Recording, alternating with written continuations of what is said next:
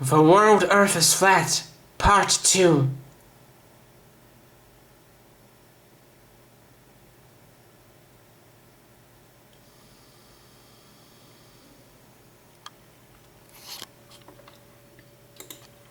Just imagine a house with a single room. The house is the flat world Earth.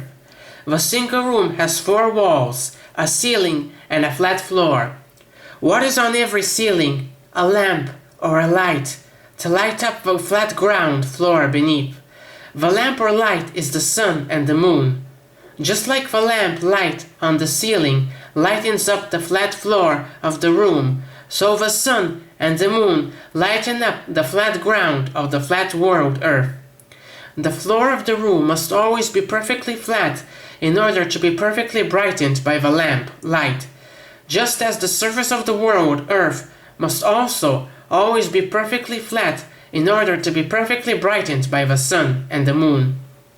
Think of all of the geometrical shapes and forms: square, triangle, sphere, cylinder, rectangle, cube, ellipse, cone, ring, pyramid, pentagon, hexagon, heptagon, octagon, decagon, dodecagon, nonagon, tetrahedron, octahedron, dodecahedron, icosahedron, parallelogram, rhombus, trefoil, quatrefoil, crescent, trapezoid, trapezium, rectangular prism, hexagonal prism, pentagonal pyramid, triangular prism, pentagonal prism, semicircle, oblique pyramid, ellipsoid, hexagonal pyramid, square pyramid, frustum, octagonal prism,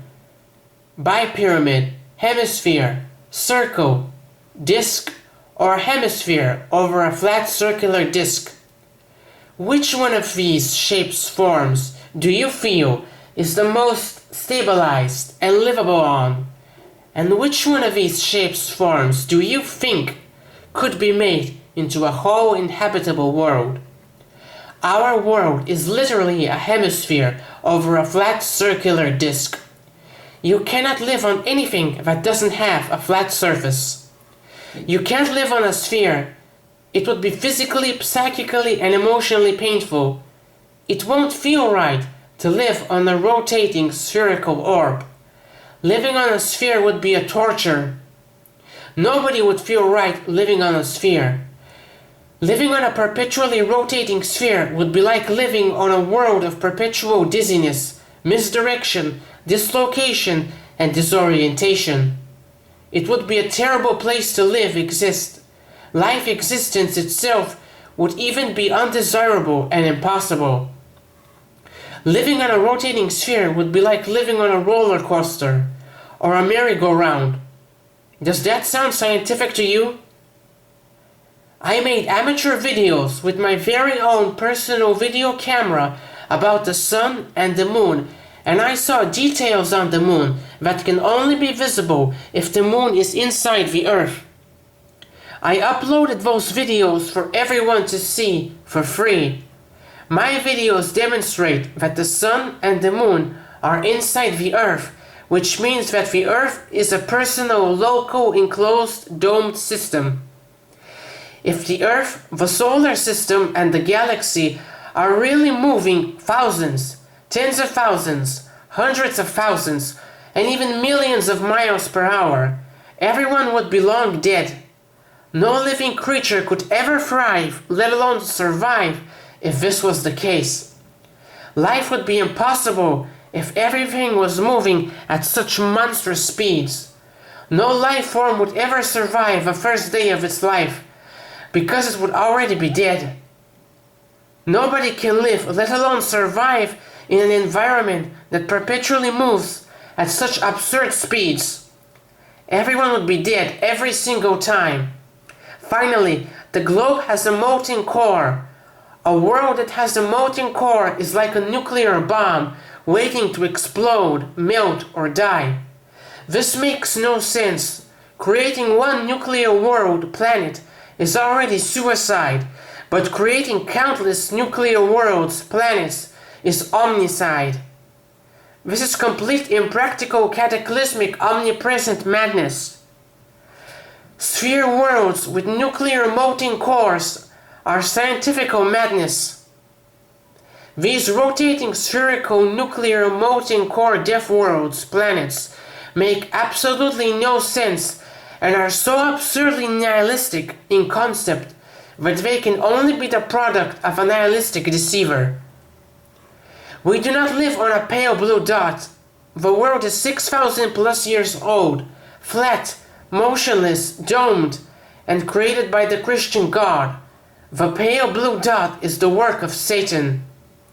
Planets don't exist. In ancient days, planets were called wandering stars. The planets are wandering stars, and those wandering stars are inside the earth, because we can see them. We humans are the central center of the world, the moon, the sun, the stars, the constellations, reality, and even destiny itself. Our destiny is to be at the center of destiny itself. That is our destiny.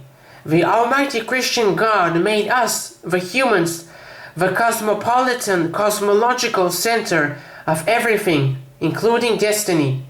We, the humans, are the astronomical, astrological center of all that is, all there is. I have never truly believed those outer space pictures of all those countless galaxies. It just doesn't make any sense at all. Something feels terribly wrong. Just look at them. They are completely random and chaotic. There is no geometric reason or pattern structure to them, and they are not aesthetically arranged like a chessboard. Even in nature, there is still some geometrical pattern. If you take a look at a large forest full of trees from above, you will see that most or all of that army of trees is aesthetically arranged. That army of trees is not randomly scattered in every possible direction like those galaxies are. All of those incalculable numbers of galaxies are just randomly scattered in every possible direction, like one of those ugly modern, contemporary surreal, abstract surrealism, expressionism, and abstract expressionism paintings. They don't look or feel real at all. They look like a painting. When I look at all of those random scattered galaxies, I see a painting. I wouldn't be surprised if all of those pictures, photos, and videos of galaxies turned out to be paintings, computer animation, computer graphics, virtual animation, and virtual graphics. In the past, they didn't have computer animation, computer graphics, virtual animation, or virtual graphics. They had paintings, drawings, special effects, animatronics, miniature models, miniature faking, photographic fakery, and cardboard cutouts. Now they have paintings, drawings, special effects, animatronics, miniature models, miniature faking, photographic fakery, cardboard cutouts, computer animation, computer graphics, virtual animation, and virtual graphics. Today they have all of those tools combined to convince people of truly anything. Just the absurd number and nihilistic randomness of all of those galaxies suggests they are all a diabolical lie. Even nature itself is not so exceedingly wasteful. Only the devil himself and his evil agents of deception could paint such a vast, mindless, and nihilistic picture of life existence. As I have explained above, the world is flat, is created by the Christian God, and no other world is possible. There is only one single world, and it is flat. This means that a giant cosmos doesn't exist.